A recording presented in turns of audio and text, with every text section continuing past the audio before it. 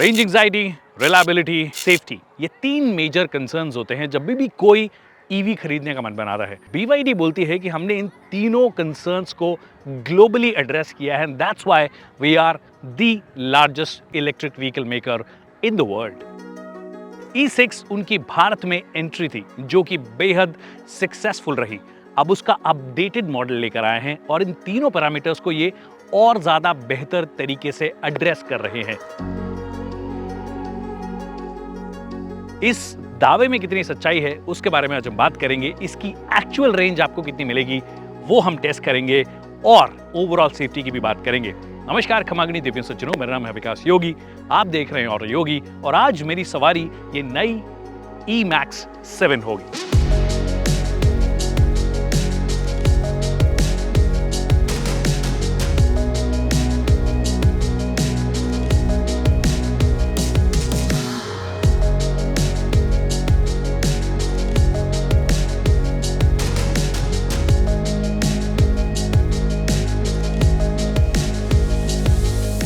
So the first things first, जो E6 already Bharat में बेची जाती है उसका ये अपडेटेड मॉडल है। ग्लोबली इसे M6 बोला जाता है, बट ऑफ कोर्स BMW से लफड़ा हो जाता है, इस वजह से इन्होंने बोला कि भैया E-Max 7 के नाम से यहाँ पे ले आते हैं, विच ऑल्सो मेक सेंस क्योंकि ये 6/7 सीटर में भी आती है और E6 का मैक्स्ड आउट वर्जन आप बोल सकते हो क्योंकि एक्स्ट्रा रो ऑफ सीट्स आपको मिलती है। रेंज टेस्ट तो अभी शुरू करने ही वाले हैं, उससे पहले मैं आपको बता देता हूँ कि जो 2 कंसर्न्स थे सेफ्टी, उसके बारे में इन्होंने क्या किया है।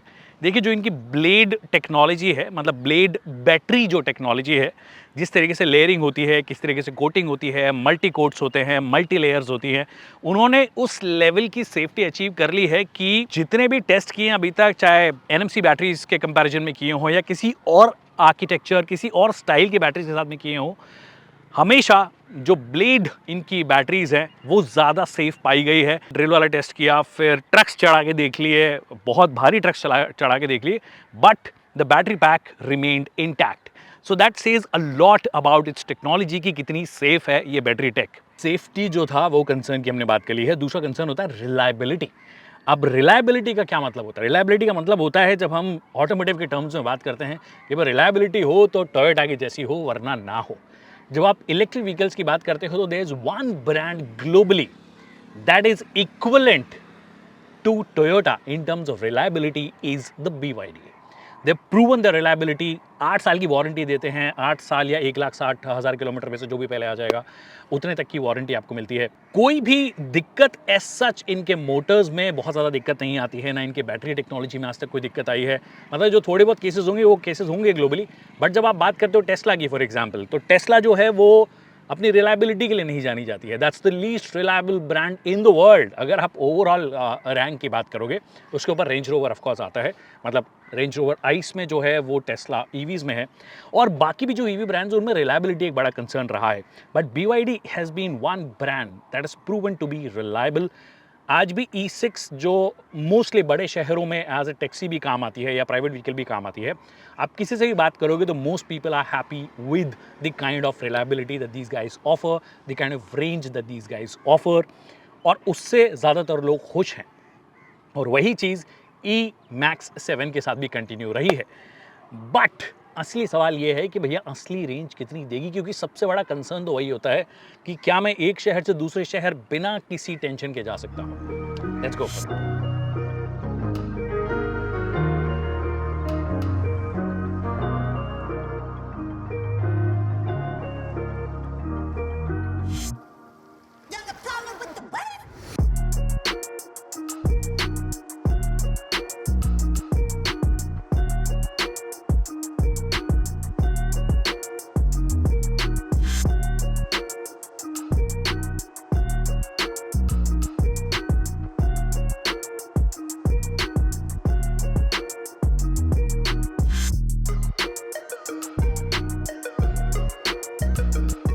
And 70 kilometres done. तो 70 किलोमीटर अभी तक चला चुके हैं हम, और अभी तक हमने कोई बात नहीं की। एक जो वियर्ड सी आवाज़ आप सुन रहे हो, टॉ टॉ, ये वाली, ये एक्चुअली इसमें बाय डिफ़ॉल्ट 80 किलोमीटर की स्पीड पे ही इन्होंने वो लगाई हुई है, जो जनरली 120 किलोमीटर पे आपकी सेट होती है कि 120 के ऊपर अगर आप लगातार चल रहे हो तो आपकी ये लगातार बीप आती रहती है। अदरवाइज़ 80 से लेकर 119 तक भी आप चल रहे हो तो 1 मिनट में एक बार बीप करती है। But this is a very unusual case. Will see कि आप अंदर से बंद कर सकते नहीं कर सकते, क्योंकि यहाँ से तो बंद करने का कुछ ऑप्शन नहीं है, सारी चीज़ें ऑलमोस्ट टच वगैरह सब चीज़ें होती हैं। बट अभी बाकी चीज़ों की बात कर लेते हैं, क्योंकि 70 किलोमीटर चला चुके हैं तो एक ठीक ठाक आइडिया लग गया है कि भैया गाड़ी कैसी है, चलने में कैसी है, और पुराना वाला जो मॉडल था उससे क्या बहुत ज़्यादा डिफरेंस आपको नज़र आएगा। देखिए, अगर आप बैटरी पैक की बात करोगे तो 2 बैटरी पैक हैं। एक लगभग 55 किलोवाट आवर का बैटरी पैक है, फिर उसके बाद में एक 71 किलोवाट आवर के आसपास का है। 71.2 आई थिंक एग्जैक्ट ये नंबर है, एग्जैक्ट जो मैं क्लियरली मेंशन कर दूंगा।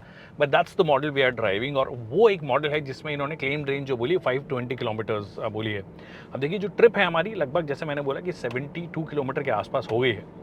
72 किलोमीटर में अभी भी जो बैटरी स्टेट ऑफ चार्ज जो दिखा रहा है वो 83% दिखा रहा है, मतलब 83% अभी बची है। तो मतलब टेक्निकली 98% से हमने शुरू किया था, तो लगभग 15% में हमने ऑलमोस्ट 72 किलोमीटर किए हैं, which is phenomenal to be honest.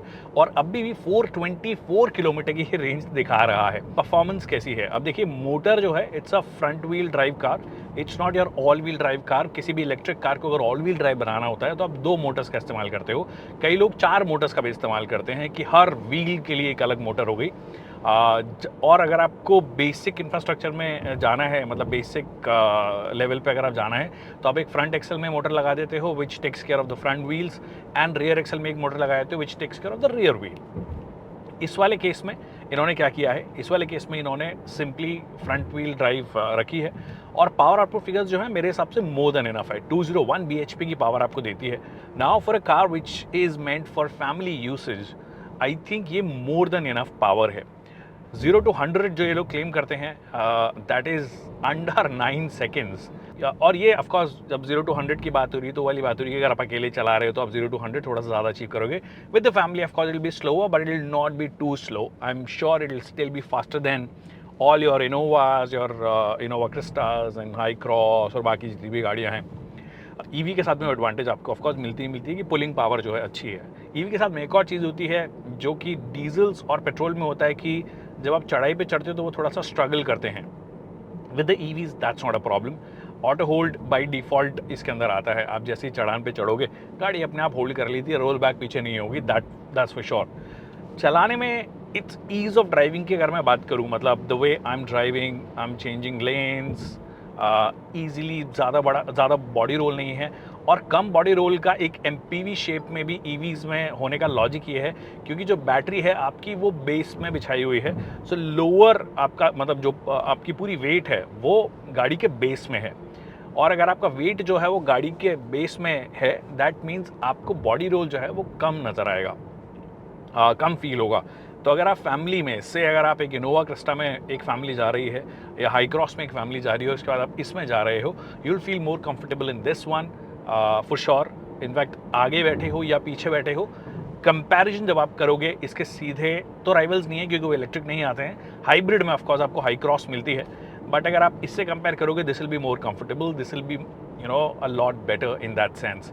Fatigue जो होती है आपकी, फटीग कम होगी जब आप लॉन्ग ट्रैवल करोगे, जो कि एक पेट्रोल या डीजल कार में जो बॉडी ऑन फ्रेम है या इवन मोनोकॉक भी है उनमें फटीग थोड़ी ज़्यादा होती है, बाउंसी थोड़ी ज़्यादा होती है। This is less bouncy.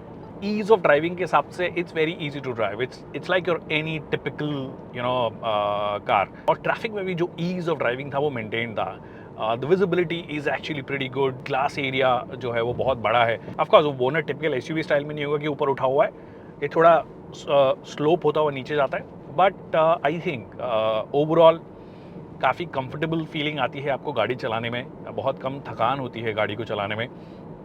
Also traffic में जब आप तो सिंगल पेडल ड्राइविंग टेक्निकली आप कर सकते हो। जैसे ही आप ट्रैफिक की स्पीड मतलब 7-8 की स्पीड ये ईजिली मेंटेन कर लेती है, तो वहाँ पे कोई दिक्कत मुझे एज सच नज़र अभी तक तो नहीं आई है। द ब्रेक्स इटसेल्फ, क्योंकि रीजन ब्रेकिंग है और मैं स्टैंडर्ड सेटिंग में चला रहा हूँ, I am not driving it in the sports mode, I am not driving it in the eco mode, I am driving it in the normal mode. Eco mode में of course अगर आप highway पे चला रहे हो, it's better that you drive in a normal mode, उतनी ही range भी निकल जाएगी और आप ऐसा भी नहीं होगा कि थोड़ी सी पावर की कटौती है, पावर की कटौती आपको यहाँ पे फील नहीं होती है, which is nice. Sports mode में ऑफकोर्स अगर आपको 0 to 100 करना है, but for a family vehicle you don't want to do that, you want to drive sedately, you don't drive easily, कहीं पे कोई दिक्कत नहीं होनी चाहिए और वैसे ही चले जा रही है ये गाड़ी। तो मुझे ईज ऑफ ड्राइविंग के हिसाब से बहुत परफेक्ट लगी है। The steering feels really great to hold, और एडास वेडास जो सारी चीज़ें चाहिए ताम झाम आपको मिल जाता है। मैं तो जनरली कई चीज़ें ऑफ करके चलाता हूँ, आपको भी इमरजेंसी ब्रेकिंग वगैरह करनी चाहिए, क्योंकि चाहों दिशाओं से लोग आते हैं। आप देश के किसी भी कोने में चले जाइए, यहाँ पर कोई भी रॉन्ग साइड से किधर भी कभी भी आ सकता है। तो it's better that U turn it of. Also अच्छी बात ये, एडास उतना ज़्यादा डरावना नहीं है जैसा जो हमने शुरुआती एडास देखे थे। अभी थोड़े सब लोग बेटर करने लगे हैं कि भैया इंडियन जो कंडीशंस है, रोड कंडीशंस है, वो कम्प्लीटली अलग है। बाकी लोग पूरी दुनिया में अलग तरीके से चलाते होंगे, पर इंडिया एकदम अलग कंट्री है, तो उसके हिसाब से आपको थोड़ा कैलिब्रेट करना पड़ता है। सो देव कैलिब्रेटेड इट वेल। बहुत ज़्यादा नहीं लगता। एक बार कोई इमरजेंसी ब्रेकिंग इसमें अप्लाई हुई है, जब एक भैया जी एकदम से रोड पे कूद के आ गए, तब ये इसने अप्लाई किया। बट उस कंडीशन में ऑफकोर्स इसको अप्लाई करना भी ज़रूरी था। मैं करने वाला था, उससे पहले इसने कर दिया। So that way I think it's pretty sorted. बोलते बोलते मैंने और 10 किलोमीटर चला दिए हैं। We have done about 82 kilometres in total. 416 kilometre की रेंज अभी भी बची है। 81% स्टेट ऑफ चार्ज है हमारा। अभी और चलाते हैं और नेक्स्ट अपडेट में और चीज़ों की बात कर लेते हैं। बट मोटी मोटी जो अभी तक समझ में आई वो मैंने आपसे बात कर ली है।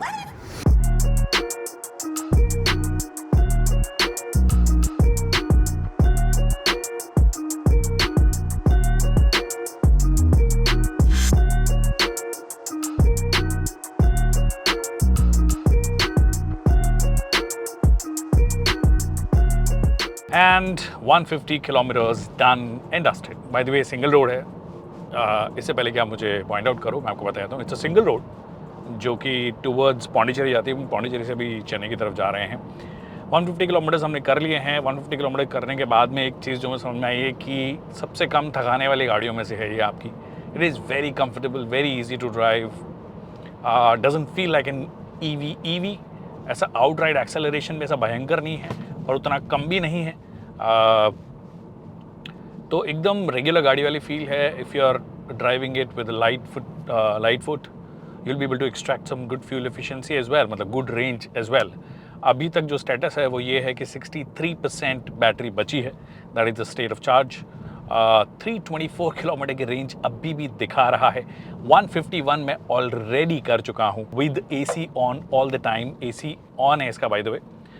और 18-19 डिग्री टेम्परेचर हमने किया हुआ है, क्योंकि काफ़ी गर्मी है। कोस्टल एरियाज़ में एक्चुअली जब धूप आती है तो भयंकर गर्मी होती है, वैसी वाली फीलिंग है। बाकी ओवरऑल कुछ चीज़ें जो थोड़ी सी इरिटेटिंग है, जैसे हम लोग 80 kmph की स्पीड टच करते हैं, टों ये जो करता है ये कंटिन्यू करता रहता है। इतनी बड़ी गाड़ी होते हुए भी, मतलब 250 mm का व्हील बेस है इस गाड़ी का, इतनी बड़ी गाड़ी होते हुए बड़ी गाड़ी वाली फीलिंग नहीं है चलाते वक्त। ऐसा लग रहा है कि नॉर्मल ही है।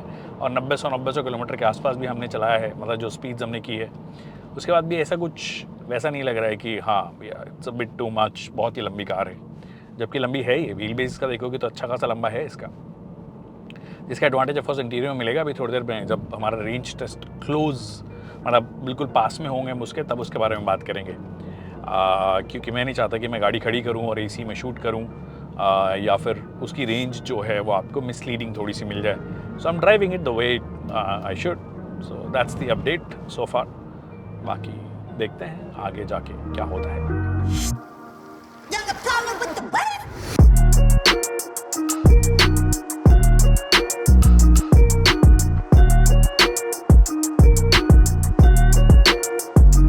Two 49.8, 249.9 and 250 kilometres done.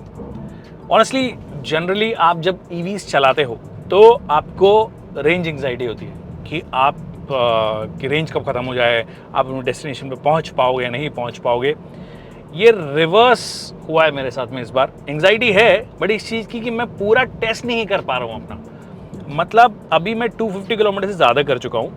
अभी भी जो टेंटेटिव रेंज दिखा रहा है वो 197 किलोमीटर दिखा रहा है, वो भी मेरे तरीके से, मतलब जिस तरीके से मैं गाड़ी चलाता हूँ।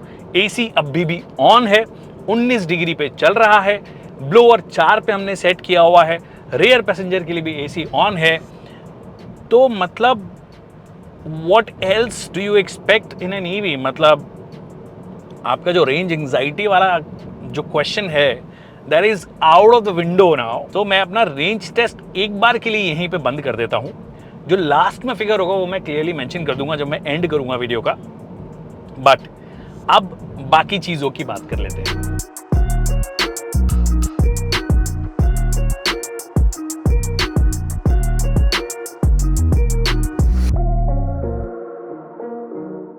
देखिए, मेरे साथ में कार्तिक है। कार्तिक इज़ अबाउट 5'10" और मेरी सीट के पीछे वाली जो सीट है वो उसके हिसाब से एडजस्टेड है। तो जब उन्होंने फ्रंट सीट में बैठ के देखा, फिर उसके बाद में उससे जस्ट पीछे वाली सीट को एडजस्ट किया, मतलब फ्रंट सीट को अपनी हाइट के हिसाब से एडजस्ट किया।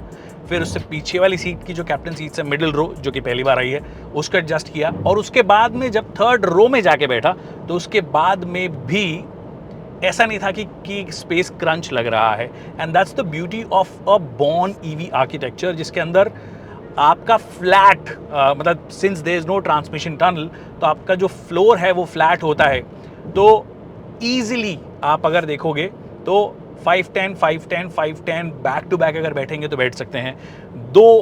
6 फुट के बंदे और एक मेरे जितना बंदा भी बैठ सकता है। So that is a great plus, something जो कि E6 के जो ओनर्स थे उन्होंने बताया जब कंपनी से बात की कि सिंस गाड़ी में इतनी जगह है एज अ 5 सीटर कि आप इसको 7 सीटर या 6 सीटर भी बना सकते हो। So that's what they did, 6 seater भी बना दिया जो कि वर्जन हम चला रहे हैं, फिर एक 7 सीटर भी बना दिया। दोनों के प्राइस में जो बेसिकली डिफरेंस आया वो लगभग 50,000 के आसपास का डिफरेंस है, if I am not wrong. तो 7 सीटर ले रहे हो तो 50,000 एक्स्ट्रा दे दो। 7 सीटर के अंदर आपको फ्लैट सीट, फ्लैट बेंच मिल जाता है बीच में।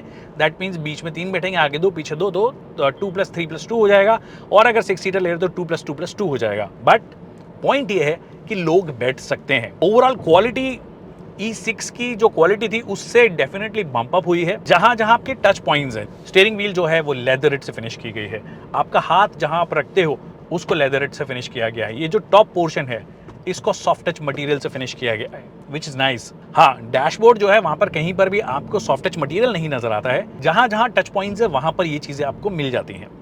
फिर उसके बाद में क्या है, उसके बाद में एसी की performance, I am not sure इन्होंने कंप्रेसर साइज बढ़ाया, आई डोंट थिंक इन्होंने कंप्रेसर साइज बढ़ाया है या एसी में कोई चेंजेस किए हैं, क्योंकि ये पूरा सनरूफ जो ग्लास रूफ आपने लगाया है वो ग्लास रूफ इतना बड़ा है, मतलब technically one of the longest और द बिगेस्ट I've seen, जिसकी वजह से गर्मी बहुत जल्दी अट्रैक्ट होती है। आप इसको बंद करके रखोगे तो थोड़ा सा बेटर होगा, बट क्योंकि ग्लास रूफ है so it tends to increase the temperature of your cabin, और वो एक थोड़ा सा प्रॉब्लमेटिक हो सकता है। इनफैक्ट वो रेंज में भी थोड़ा बहुत फर्क पड़ सकता है, बट रियलिस्टिकली रेंज में तो एक्चुअली कोई फर्क पड़ नहीं रहा है। बट गर्मी जो है वो आपकी रहेगी, तो मतलब बिना एसी के आप गर्मी में चला पाओ, वैसे तो करना ही नहीं है आपको। इनफैक्ट आपको लोअर टेम्परेचर्स पर रखना पड़ेगा। तो जो मैंने बार बार बोला कि 19 डिग्री पे रखा मैंने, वो थोड़ी मजबूरी भी थी, क्योंकि जब धूप इतनी ज़्यादा थी तो आप उसको हायर टेम्परेचर पे नहीं रख सकते हो। दिक्कत क्या है कि ये टच वाला दिया गया है। अब भैया मतलब ये गनीमत है कि MG विंसर के जैसा बिल्कुल ही नहीं है कि भाई साहब विंसर के अंदर तो आपको ORVM भी एडजस्ट करना हो तो भी आपको वो 2-in-1 बटन से करना है। यहाँ पे लकीली आपको डेडिकेटेड बटन्स दिए गए हैं आपको ORVM एडजस्ट करने के लिए। वॉल्यूम का आपको बटन दिया गया है, एक डेडिकेटेड बटन जो कि को पैसेंजर जो है वो देख सकता है। AC ऑन ऑफ का बटन दिया है, बट AC के कंट्रोल्स जो हैं, जो एक्चुअल कंट्रोल्स हैं कि आपको ब्लोअर एडजस्ट करना हो या टेम्परेचर एडजस्ट करना हो, उसके लिए आपको नेसेसरीली टच स्क्रीन में जाना पड़ेगा। And once you are on the go, जैसे मैं चला रहा हूँ अभी मैं अपना ध्यान हटा के मैं इधर से नहीं कर सकता, this will be to risky. तो आपको गाड़ी साइड में लगानी है, उसके बाद एडजस्ट करना है, which is kind of weird. In fact और बहुत सारे जो कई चीज़ें हैं वो आपको अंदर से ही करनी पड़ती है, जो कि मुझे लगता है कि इतना मिनिमलिज्म के चक्कर में इतना भी हमें क्रेजी नहीं होने की ज़रूरत है। इंपॉर्टेंट जो बटन्स हैं उनके प्लेसमेंट को एक तो छेड़े ना, और फिजिकल बटन्स जो हैं वो हमेशा आपके पास में होनी चाहिए, समथिंग जो कि ये मिस करती है। कई फिजिकल बटन्स हैं, जैसे कि हज़ार्ड लैम्प का बटन दे दिया गया है कि रीजन आपको एडजस्ट करना हो तो वो आप कर सकते हो। मोड के बटन आपको दे दिए गए हैं कि मोड आपको चेंज करना हो तो स्पोर्ट, इको, ये सब मोड्स आपको दे दिए गए हैं। वो चीज़ अच्छा है, but AC is something that you use every day, तो उसका डेडिकेटेड कंट्रोल यूनिट आपका अलग से होना चाहिए था, जो कि विंसर में एक्चुअली दे दिया है। पर विंसर में बाकी सब चीज़ें जो हैं उनमें थोड़ा बहुत घालामिली इन्होंने कर दी है, थोड़ी झोल कर दिया है, तो वो इन्होंने लकीली नहीं किया है। Quality levels, the cushioning of the seat, fatigue की बात मैंने बहुत की है।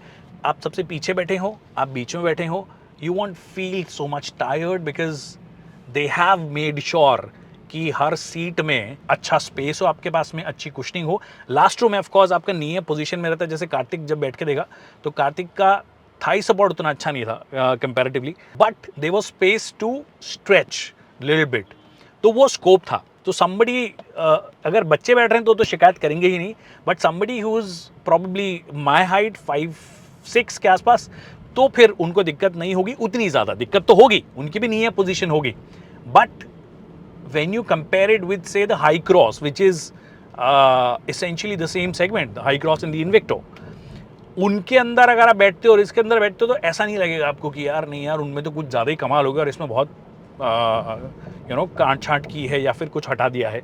It is equally comfortable, in fact मोर। हाँ, सब लोग साथ बैठे हैं तो उसके बाद में सामान नहीं जा सकता है, तो मेरे हिसाब से अगर आप एज अ 5 सीटर यूज़ करना है आपको तो इसका आप 7 सीटर वर्जन लीजिए और पीछे वाली सीट को कम्प्लीटली फ्लैट फोल्ड कर दीजिए।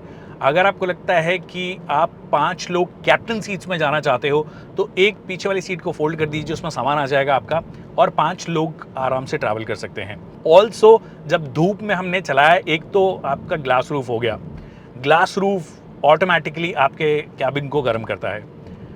फिर सन ब्लाइंड्स नहीं है, एटलीस्ट जो पीछे वाली सीट है जिसको मैं सेठ जी वाली सीट बोलता हूँ, वो वाली सीट के अंदर सन ब्लाइंड्स डेफिनेटली होने चाहिए थे। एक और चीज़ जो यूजुअली हमें बहुत सारी गाड़ियों में नहीं मिलती है, your heated ORVMs and your heated wind screen जो पीछे वाली है। इसका मतलब क्या है कि अगर आप फॉग वाली कंडीशंस में हो या रेनी कंडीशन में हो तो यहाँ पे फॉग जमने लग जाती है, वो आपका नहीं होगा, विच इज़ नाइस। तो फिर साथ में ऑटो डिमिंग आयर भी देते तो मज़ा आ जाता ना, बट वो नहीं किया गया, वहाँ पे कटौती कर दी गई है। But overall I think I am mighty impressed with the way this cabin has come up। E6 के बाद में इसमें बैठोगे आप तो आपको वो तो लगेगा कि यार उसमें 5 सीटर में बहुत जगह थी, बट एक्चुअली बहुत ही ज़्यादा जगह थी। मतलब ऐसा तो है नहीं कि खाली साहब पीछे बैठेंगे सिर्फ। अब यहाँ पर आप 2 6 फुट के बंदे बैक टू बैक बैठ सकते हो, इसमें 6 फुट का बंदा, पीछे वाले में 6 फुट का बंदा, और उसके बाद भी पीछे 5 6 5 7 तक का बंदा बैठ सकता है, and he or she won't complain much। So I think at that price they've nailed it।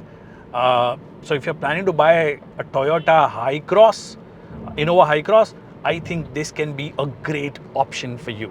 So yeah, that's it people in this video। I hope आपको वीडियो पसंद आया होगा। वीडियो पसंद आया तो इसे लाइक करना और शेयर करना ना भूलिए। अगर कोई सवाल रह गए हैं अभी भी तो कमेंट सेक्शन में पूछ सकते हैं, हम उसका जल्द से जल्द जवाब देंगे। और एकदम एंड में जो अभी फाइनली मतलब ऑफकोर्स जब मैं एडिट करूँगा तब तक का जो एग्जैक्ट नंबर है रेंज वाला वो मैं यहाँ पे क्लियरली मेंशन कर दूंगा। Alright, final update 292.2 kilometres we have done. 140 kilometre की रेंज अभी भी दिखा रहा है, 28% स्टेट ऑफ चार्ज है, नॉट बैड।